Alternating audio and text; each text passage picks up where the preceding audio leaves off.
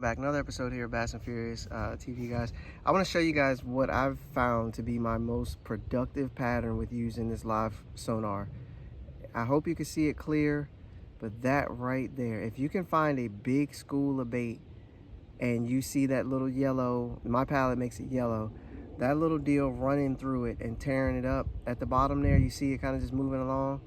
That little deal right there is the absolute money, if you can find it. I will say this, you are kind of in the middle of a battle, you know, between you and all that thousands of fish right there. But if you can present something to them that they want in that ball, catch them when they're tearing stuff up in that ball. Hopefully you can see it right there. If you can find something there, guys, I'm telling you what. And matter of fact, let me do this real quick before I get a bunch of people in the comments got a bunch of stuff to say. Okay, so I can see it clear. There you go.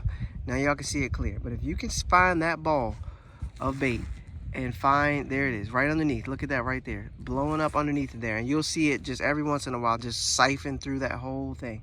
Like right now, it's making its way through that whole thing, looking for something. If you can find a couple of them doing that, that's usually your go-to, because they'll compete to get what's going on there. So I'm gonna try to fish this real quick and see if I can get me a fish out of here. But all right, guys, so based on what I just told you guys about with my live scope, my live sonar, I'm gonna try to do exactly what I just told you guys I'm trying to do.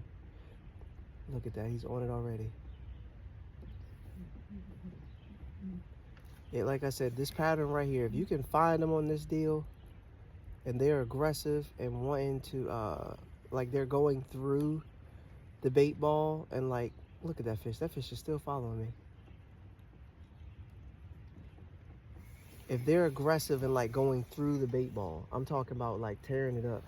If you can find them doing that, guys, if you can find them doing exactly what I just showed you in this video, if you can find them doing that, you are good money. And by good money, I mean you're gonna get a bite. Usually right off the bank, right there, that's it. I make that cast, I drop down. If they're active in there, you got to figure out the right depth that they want your bait presented to see if they're going to come get your bait versus the other things that are in there. Because once, like I said, there's, oh, he shot right down to it. Oh my God, he had it. Oh my God, he had it. He saw my bait and shot right to it. Oh my gosh, what an idiot. I should have let him, I should have gave him a second. He had my bait in his mouth. That was a good fish too. You could tell just by the way that he shot over to my bait. You literally saw his mark. That's a good sign though. That means these fish are aggressive. I just don't know if that fish will come back. Maybe. Matter of fact, I just saw him run back in there. So maybe we'll see. And I'm on him too. There's way more than this one there.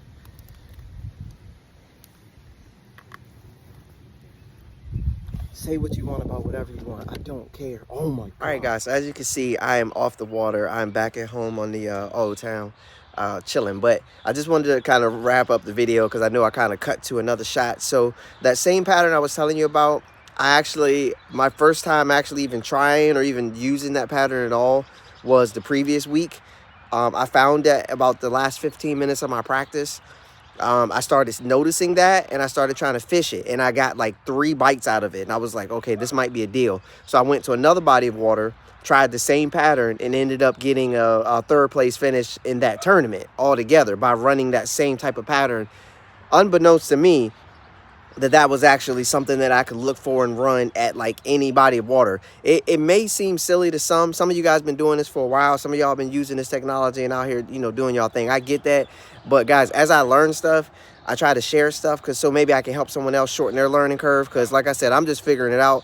I've never really, up until March of this year, I've never really actually used electronics to help me find fish. I am a flat out old school, go down the bank throwing a spinnerbait type of fisherman. That's how I got my first check out of the year, just going down the bank throwing a spinnerbait.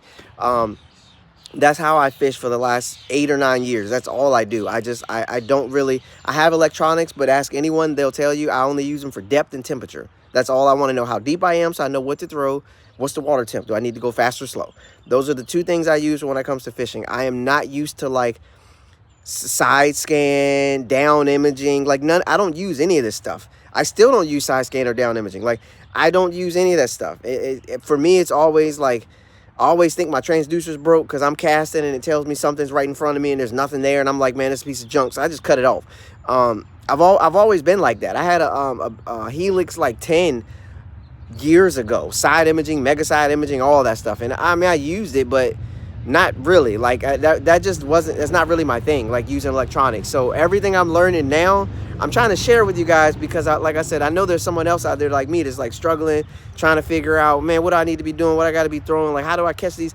Like, I'm telling you what, for me in my tournament fishing, I use my live sonar, but the majority of the day, guys, I'm just going down the bank throwing what I know to throw and looking at stuff I'm looking at. I'm looking for my birds. I'm looking for my sloping banks. I'm looking for my transition banks. I'm looking for areas where gravel, rock, things I can see with my eyes. And then I'm also looking in the water for submerged stuff, because there's always the stump that you see that you think you're going to get a fish off, and then there's the stump that's like 5 feet in front of that the fish is actually on. And that's what I'm always looking for now while I'm in the water, is that first stump, not the second one that you think you're going to get a fish off. I'm looking for the one that the fish actually owns. So that's how I've always fished. That's how I could plan to continue to fish. But what I'm trying to do right now is blend both. So a good mix of what I know, going down the bank, throwing my spinnerbait, looking for laydowns, looking for things that I know fish are holding on, and then use my electronics when things either get a little tough, or to locate an area of fish. That way I know where to go throw my techniques at. So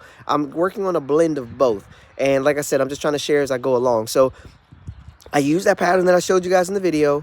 I use it to, it helped me get a check. My other fish came just going down the bank, throwing a fluke. I wasn't looking at nothing then. I was just making casts down the bank, throwing a fluke and a buzzbait. Then after a while, I had to try to find something else to try to upgrade. So I did use the different technology to try to locate some better quality fish, and kind of just, you know, keep my day, keep my movement going when my other things stop working. You got to adapt. You got to figure something out. So that's what I did. But hopefully this video helps.